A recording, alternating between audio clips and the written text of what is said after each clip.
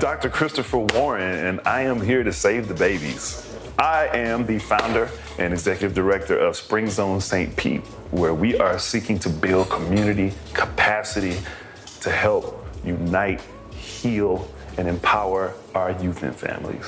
If you understand the nature of social services, you know that there are usually big corporations and huge nonprofits and state allocations that go towards doing things like providing after-school care, before-school care, reading programs, parent empowerment programs, anything that you can kind of think of to help families get a little bit of a leg up. However, a lot of the times there's a disconnect between the huge pots of money and the small communities that need them. So we've got great big huge nonprofits trying to make incremental change inside of our communities, and it's very, very difficult because most of the time the people who work for these places don't actually live in the communities that they serve.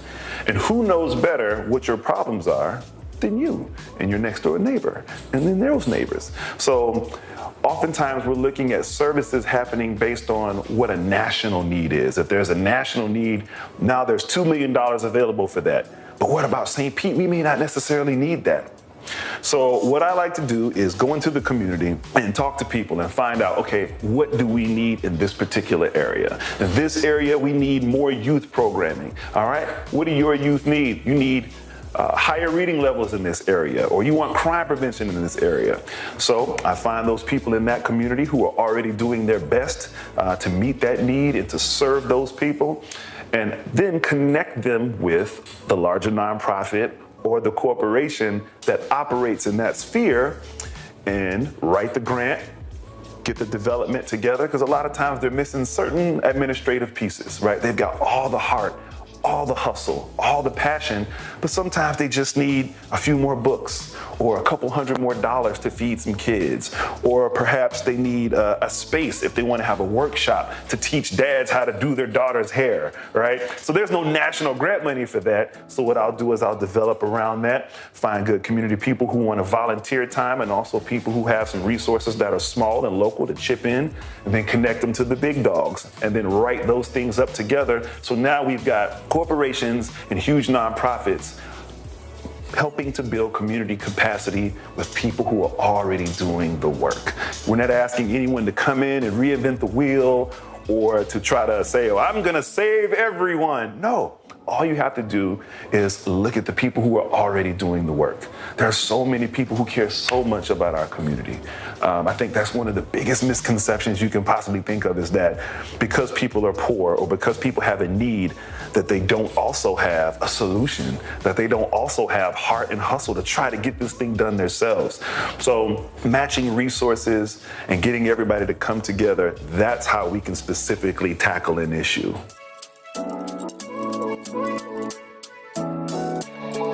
I am a hometown burger, just about as close to a local as you can get. My family and I moved to St. Pete when I was 6 years old, and I've been a lover of Pinellas County ever since.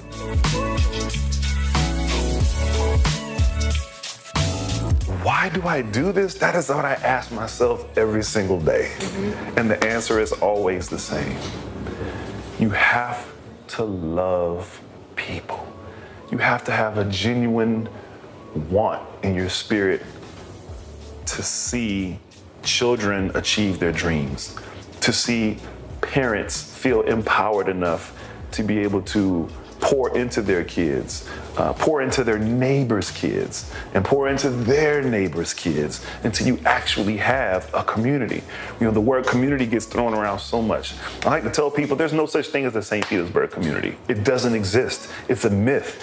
St. Petersburg is dozens of communities, and oftentimes they're disconnected. So when I wake up and I see, such and such, there's a huge problem with youth stealing cars, and then I see, well, that's that community, and all of a sudden we're not a community anymore, it's that community. No, we're all still here. That's not just a problem for this community, it affects all of us. And you would say, well, they don't understand the needs of the beachfront community. So you've just divided us again. So we're not a community. You're saying our community is special. All of us have to be connected. St. Pete does not function, it does not progress And it does not, most of all, it does not support itself from the ground up unless each of the communities has critical linkages. And the only way that you can do that is by building community capacity so that you can see who cares about what in each community. Everybody has something that they care about and that they're passionate about.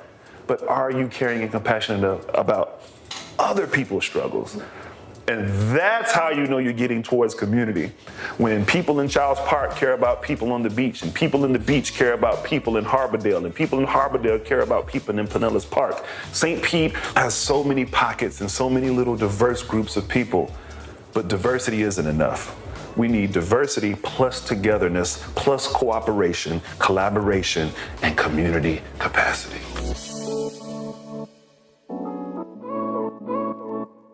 Have you ever seen somebody who was way too good at way too many things? And you've seen them kind of go crazy and go, all right, I'm gonna do this, and I'm gonna do this, and I'm gonna do this, and I'm gonna do this? I'm that guy. It's not cool being a jack of all trades until you figure out what your passion is. And I had a very, very difficult time after I finished my PhD because I was like, this is the direction I'm gonna go in, but I found myself being torn. I cared about so many things. As an educator, I just wanted to teach, to inform people, to help them understand what was happening in this world, what was happening in their communities. But while I was teaching, I recognized that I had a power in touching people on a one-to-one basis. There were so many kids that were so inspired by my story, and they were so inspired by my willingness to mentor them or to bring them up, that I said, wow, I can't just stand in the classroom. I have to do something. I have to make contact. But if I make contact, I can't just be over here. And I said, you know what? Why do I keep telling myself what I can't do? I can. I can teach. I can touch, I can empower, I can inform, I can collaborate. Wait a minute. No job is gonna let me do all of these things. I'm gonna have to do it myself. And I think that huge light bulb moment of saying, I don't need one person to see value in me in the work that I do. I just have to do what I'm blessed to do.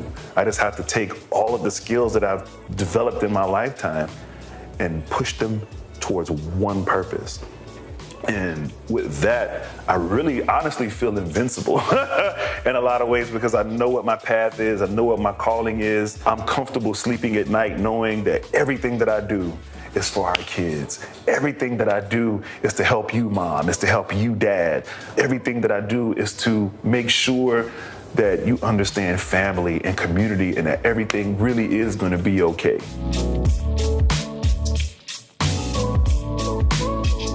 A common misconception about this entire deal is that people are doing it already. And I think that it's very important to note that yes, people are giving out money and people are giving out opportunities, but it's not happening on a micro level. I watch large entities give out millions of dollars, and then when it comes to specific neighborhood needs, giving out $5,000 or $2,500. And to me, that shows a true disconnect in understanding what it actually takes to build community capacity. It shows me that there's still, with all these super intelligent people and all these awesome leaders that we have, that there really still is a disconnect between what money and resources can do and who should receive it.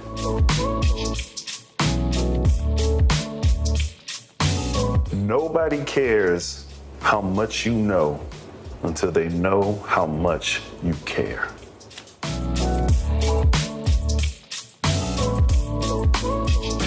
I've gotten with some local community folks, and we're doing Brunch of Brothers.